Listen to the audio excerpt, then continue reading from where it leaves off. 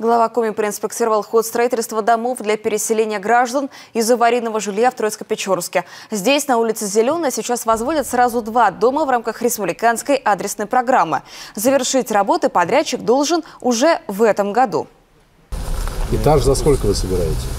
Мы этаж собрали после где-то, наверное, дней 25.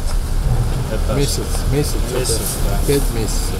Но мы хотим, у нас 4 осталось. Через 2 недели электрику делаем. Вот смотрите, мы уже с той стороны, да, ПГП плиты уже сделали. Мы хотим параллелить, и окна все уже приехали окна. Мы хотим 2 этажа поднять и сразу хотя бы черновой отдел, закрыть черновую отделку, и так поэтапно, чтобы параллельно с коробкой. После осмотра стройплощадки Владимир Уйба провел совещание с руководством Троицко-Печорского района.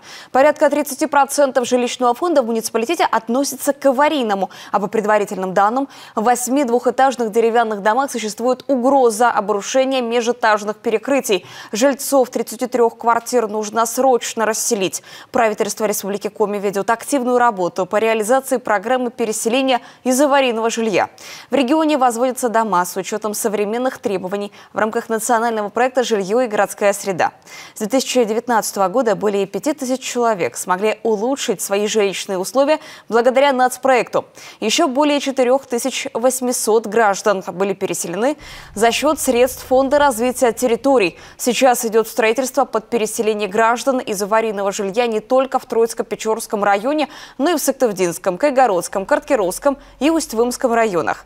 Также один дом сейчас возводится в Воркуте, поселке Елецкий. До конца года там будет сдан деревянный дом из домокомплекта.